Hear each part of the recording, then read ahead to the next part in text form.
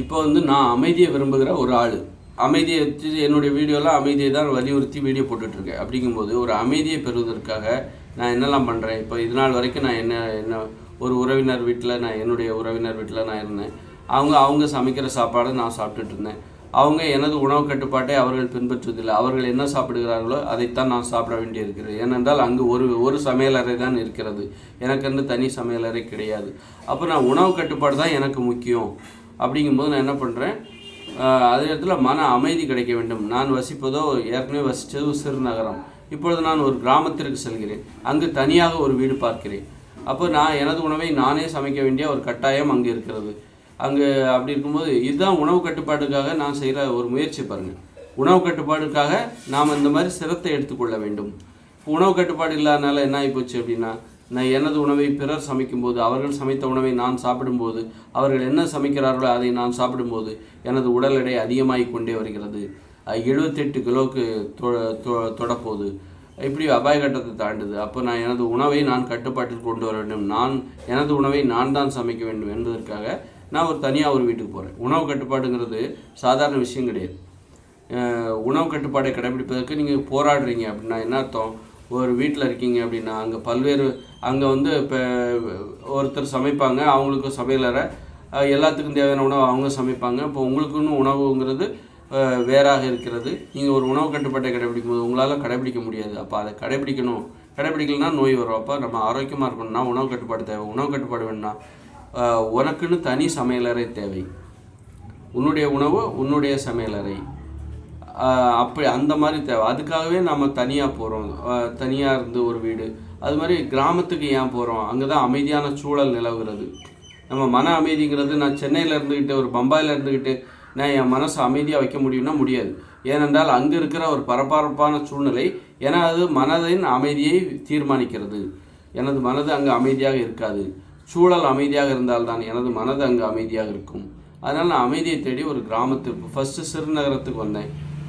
சென்னையை காலி செய்துவிட்டு சென்னையில் தான் நான் இருந்தேன். அப்புறமா ஒரு சிறுநகரத்துக்கு வருகிறேன். சிறுநகரமும் எனக்கு போதுமான அமைதியில் திருப்தி இல்லை. அப்போ ஒரு கிராமத்துக்கு நான் போகிறேன். இப்படி ஒரு நமது வாழ்க்கை இப்படி தான் நம்ம அது மாதிரி சின்ன வீடாக இருக்கணும். பெரிய வீடு தேவையில்லை. பெரிய வீட்டில் இருந்தால் சோம்பேறி ஆகிடுவோம்.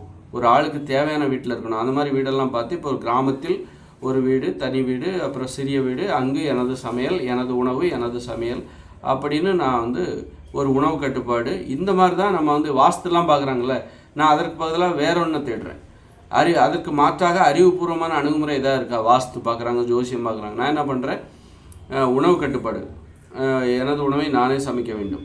அதற்கேற்றாற் போன்று எனது இருப்பிடத்தை மாற்றுகிறேன். அதன் பிறகு நான் கிராமத்துக்கு போகிறேன். ஒரு கிராமத்துக்கு போய் ஒரு சிறிய வீடு நான் பார்க்கிறேன். அப்போ கிராமத்தில் அமைதியான ஒரு மன அமைதியை தீர்மானிக்கிற ஒரு சூழல், ஒரு அமைதி அங்கு நிலவுகிறது. இந்த மாதிரி பார்த்திங்களா, இதுதான் இப்படித்தான் நம்ம நமது தேடல் என்பது இருக்க வேண்டும். ஒரு அமைதியை விரும்புகிற ஒருவர் அதற்கேற்றார் போன்று ஏன் ரஜினிகாந்த் அமைதியை தேடி இமயமலைக்கு ஏன் போகிறார்? இமயமலைக்கு போகணுங்கிற அவசியம் இல்லை. இங்கே இருக்கிற ஏதாவது வெள்ளியங்கிரி மலைக்கு கூட போகலாம், ஏதாவது ஒரு மலைக்கு கூட போகலாம். இமயமலைக்கு போகணுங்கிற அவசியம் இல்லை. அதில் கிராமத்துக்கே வரலாம். அவருக்கு தேவையான அமைதி அங்கே கிடச்சிரும். அவர் என்ன பண்ணுறாரு, அவருடைய தேடலை மிகைப்படுத்துகிறாரு. அவர் என்ன பண்ணுறாரு, நான் ஒரு மிகையான ஆள், எனக்கு தேவையான அமைதி இமயமலையில் தான் இருக்குது அப்படின்னு சொல்லிட்டு ஏதோ அமைதியை புனிதப்படுத்துகிற மாதிரி.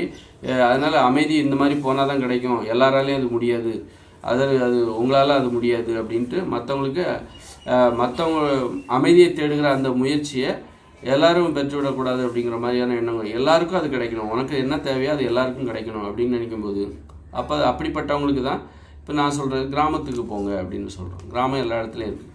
நான் அவரை மாதிரியே நான் இமயமலைக்கு போங்க, அங்கே தான் அமைதி இருக்கேன் அப்படின்னா அப்போ அது என்ன அர்த்தம் அப்படின்னா எல்லாரும் அந்த அமைதியை பெற்றுவிடக்கூடாது. எது அமைதி என்று நான் நினைக்கிறேனோ அந்த அமைதியை எல்லாரும் பெற்றுவிடக்கூடாது. அதனால தான் என்ன பண்ணுறது, இமயமலைக்கு போங்க, அங்கே அமைதி கிடைக்கும் அப்படி. ஏன்னா எல்லாராலையும் இமயமலைக்கு போக முடியாது. அப்போ எல்லாருக்குமே ஒரு அமைதி ஒன்று கிடைக்கணும். எனக்கு கிடைக்கிற எல்லாராலையும் பெறப்படணும் அப்படின்னா அதற்கு ஒரு வழியை நம்ம சொல்லணும். அது சரியாகவும் இருக்கணும், ஏற்றுக்கொள்ளும்படியாகவும் இருக்கணும். கிராமத்துக்கு போங்க. அது மாதிரி உங்கள் உணவை நீங்கள் சமைங்க. உணவு தான் எல்லாத்தையும் தீர்மானிக்குது. பொதுவான சமையல், ஆபத்தான சமையல். ஒரு வீட்டில் பொதுவாக சமைக்கிறாங்களே, எல்லாத்துக்கும் என்ன சமைக்க வைக்கிறாங்களோ அது எல்லோரும் சாப்பிட்டாகணும். ஒன்று பிடிக்கல அதை சாப்பிட்டாகணும். இந்த மாதிரியான போக்கு ஆபத்தானது. இது நோய்களை. அதனால் நம்ம உணவை நம்ம கட்டுப்பாட்டுக்குள்ளே கொண்டு வாங்க. உங்கள் வாழ்க்கை உங்கள் கட்டுப்பாட்டிற்குள் வந்துவிடும். நீங்கள் சாப்பிடுவதும் சாப்பிடாமல் இருப்பதும் உங்கள் விருப்பம் சார்ந்தது. அதை இன்னொருத்தர் தீர்மானிக்கக்கூடாது. உணவு சுதந்திரம் தான் உண்மையான சுதந்திரம். அப்போ அதற்கு ஏற்றாற்போன்று நான் என்னவெல்லாம் எனது வாழ்க்கையில் மாற்றம் செய்கிறேன். சென்னையில் வசித்து கொண்டிருந்தேன். அங்கே இருக்கிற வேலையை விட்டுவிட்டு சிறுநகரத்திற்கு வருகிறேன். ஏனென்றால் சென்னை வாழ்க்கை ஒரு பரபரப்பானது, அமைதி இல்லாதது, நல்லா இல்லை. அப்போ அந்த மாதிரி அப்போ சிறுநகரமும் அதை விட இன்னும் சிறந்தது எதுவாக இருக்கும்? கண்டிப்பாக கிராமமாகத்தான் இருக்கும். அப்படின்னு சொல்லிட்டு கிராமம் தான் எல்லை, அதை தாண்டி வேறு ஒன்றுமே கிடையாது. அப்போ கிராமத்துக்கு போகிறோம். அப்போ அங்கே அமைதி இன்னொரு விதமான அமைதி அங்கே ஏற்படுகிறது. அது கிராமத்தை பார்த்தாலே ஒரு பயம் ஏற்படும். நகரங்களில் வாழ்ந்தே பழக்கப்பட்டவர்களுக்கு கிராமத்தின் அமைதி ஒரு அச்சுறுத்துவதாக, குழப்பமாக இருக்கும். இது என்ன அமைதி? இந்த அமைதி எப்படிப்பட்டதாக இருக்கும்? இது எப்படி நமது வாழ்க்கை? அதெல்லாம் பயப்படுவாங்க. அப்போ அதையெல்லாம் போய் ஃபேஸ் பண்ணணும். இந்த மாதிரி ஒரு காய்கறி பழங்களை தான்ப்பா நீ சாப்பிட்ணும் அப்படின்னா ஒரு பயம் வருதில்ல. ஏன்னா சோறு பூரி பொங்கல் தோசைன்னு சாப்பிட்டு இனிமேல் நீ காய்கறி பொங்கல் தான், காய்கறி பழங்கள் பச்சையாக சாப்பிட்ணும், உப்பு சேர்க்கக்கூடாது அப்படின்னா உனக்கு ஒரு பயம் வருதில்ல. அது மாதிரி தான் இது ஒரு கிராமத்தில் வாழ்வது. ஆனால் ஆரோக்கியம் தரும். காய்கறி பழங்களை சாப்பிட்டா ஆரோக்கியம் தரும், ஆனால் சாப்பிட்றது கஷ்டம். உப்பு சேர்க்காமல் சாப்பிட்றது கஷ்டம். அதுவே நீ சோறு பூரி பொங்கல் இதெல்லாம் சாப்பிட்றதுக்கு ஈஸி, ஆனால் நோய் தரும். அதுபோல் தான் நகரத்தில் வாழ்வது, சிறுநகரங்களில் வாழ்வது ஈஸி. அங்கே உனக்கு தேவைகள் எல்லாமே கிடைக்கும், ஆனால் அங்கே வாழ்ந்தால் நோய் வரும். அதுவே கிராமத்தில் வாழ்ந்தால் உனது தேவைகளுக்காக நீ நகரத்திற்கு வந்து அலைய வேண்டியிருக்கும். அதனால் ஒரு கிராமத்தில் வாழ்வது கொஞ்சம் சிரமமாக இருக்கும், ஆனால் அங்கே உனக்கு நல்ல நன்மைகள் கிடைக்கும், ஆரோக்கியம் கிடைக்கும். இந்த மாதிரி நம்ம ஒன்றை தேடுவதற்காக ஒரு நல்ல விஷயத்தை தேடி போகும்போது அதற்காக நமது வாழ்க்கை முறையில் மாற்றங்களை ஏற்படுத்த தயாராக இருக்க வேண்டும்.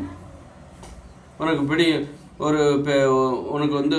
ஒருத்தரை பிடிக்குது, உனக்கு நீ ஒரு கல்யாணம் ஆயிடுச்சுன்னு வச்சுக்கோங்க. உன் மனைவி உனக்கு பிடிக்கல, அல்லது இன்னொருத்தரை உனக்கு பிடிச்சிருக்கு, இன்னொருத்தரோட இருக்கும்போது நான் இன்னும் இன்பமாக இருக்கேன் அப்படின்னா, அப்போ அதற்கு அந்த இன்பத்தை பெறுவதற்கு என்ன பண்ணணும்? உன் மனைவி விவாகரத்து பண்ணுறதுக்கு தயாராக இருக்கணும்.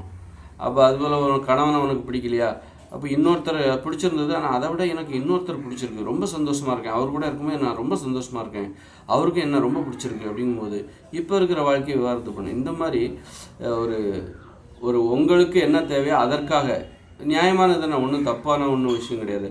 அப்படி இருக்கும்போது நீ மகிழ்ச்சியாக இருக்கணும். அவரவர் மகிழ்ச்சியை அவரவரே தேட வேண்டும். அதற்கு இங்கே சுதந்திரம். வழிகள் விலக வேண்டும், தடைகள் விலக வேண்டும், தலைகள் விலகி வழிகள் ஏற்பட வேண்டும். இந்த மாதிரி ரிஸ்க் எடுக்க தெரிஞ்சால் மட்டும்தான் உனக்கு அமைதி கிடைக்கும். இப்படி பல்வேறு வகையில் ஒரு ஊரை விட்டு காலி பண்ணுறது, எனக்கு பிடிக்காத ஒரு தொழிலை செய்கிற, அந்த தொழிலை நீ நிறைய வருமானம் கிடைக்குது, ஆனால் பிடிக்கலை, ஆனால் பிடித்த தொழில் எனக்கு இதுதான் அப்படிங்கும்போது பிடிக்காத இந்த தொழிலை நீ விட்டு பிடித்த தொழிலை நோக்கி போகணும். இந்த மாதிரி பல ரிஸ்க்குகள் இருக்குது. ரிஸ்க் எடுத்தால் தான் உனக்கு தேவையான நீ அமைதியாக வாழ முடியும், இன்பமாக வாழ முடியும், மகிழ்ச்சியாக வாழ முடியும். பிடிக்காத தொழிலை விடுவதற்கு நீ தயாராக இருக்க வேண்டும். பிடிக்காத ஊரிலிருந்து வெளியேறி பிடித்த ஊருக்கு செல்ல வேண்டும். பிடிக்காத உறவுகளிலிருந்து, பிடிக்காத நண்பர்களிடமிருந்து, உங்களுக்கு தீங்கு செய்கிற நண்பர்களிடமிருந்து விலகி நல்ல நண்பர்களை தேட வேண்டும், நல்ல உறவுகளை, நல்ல வாழ்க்கை துணை, நல்ல கணவன், நல்ல மனைவி. அதனால் விவாகரத்து செய்ய பழகிக்கணும். பிடிச்சிருக்கா, எனக்கு ரொம்ப, என் மனைவி எனக்கு ரொம்ப பிடிச்சிருக்கு, சாட்டிஸ்ஃபைடு, இது போதும், எனக்கு இதை விட சிறந்தது இருந்தாலும் எனக்கு தேவையில்லைப்பா, இது போதும் அப்படின்னு நினைக்கிறியா, அவங்களோட நீ வாழ். அதுபோல் ஏன்னா மாற்றிக்கிட்டே போகணுங்கிற ஒன்றும் அவசியம் கிடையாது. அப்போ ஒன்றும் கட்டாயம் இல்லைங்க, மாற்றிக்கிட்டே இருக்கணும் அப்படிலாம் கிடையாது. உனக்கு சிறந்தது ஒன்று கிடைத்து விட்டு இதை விட சிறந்தது இருந்தாலும் எனக்கு அது தேவையில்லை, எனக்கு இது போதும் என்று நினைக்கிறியா, அப்படிப்பட்ட ஒரு துணையோட, அப்படிப்பட்ட ஒரு கணவனோட நீ வாழு, அப்படிப்பட்ட ஒரு மனைவியோட வாழு. இந்த மாதிரி ரிஸ்க் இப்போ இருக்கிறதோட எனக்கு இன்னொன்று பெஸ்ட்டாக தெரியுது, எனக்கு இது சூப்பராக இருக்குது, அவங்களுக்கு என்ன பிடிச்சிருக்கு, அப்படி இருக்கும்போது நான் அவங்களோட நான் வாழ போகிறேன் அப்படின்னா, அவங்களுக்கும் சம்மதம் அப்படின்னா, அந்த வாழ்க்கை எனக்கு திருப்தியாக இருக்குது, எனக்கு போதும், இதுக்கு மேலே எனக்கு எதுவும் வேண்டாம் அப்படின்னா நீ அங்கே போ. அந்த மாதிரி குறைகள்லேருந்து நீ உனக்கு திருப்தி இல்லாத வாழ்க்கையிலேருந்து விடுபடுறதுக்கு நீ ரிஸ்க் எடுக்கணும். அதற்கு இங்கே நிறைய தடைகள் இருக்குது. அதை ஏற்றுக்கொள்ளாத மனித மனங்கள் தான் அதற்கான தடைகள் அப்படின்னு நான் சொல்ல வரேன். அதனால் நிறைய ரிஸ்க் எடுக்க வேண்டியிருக்கு. தொழில், வாழ்கிற வசிப்பிடம், அது மாதிரி உறவுகள் இப்படி, அப்புறம் உணவுகள், பிடிக்காத இந்த நோய்களை தருகிற உணவுகள்லேருந்து விட்டுட்டு பிடித்த உணவுகளை சாப்பிடுவது.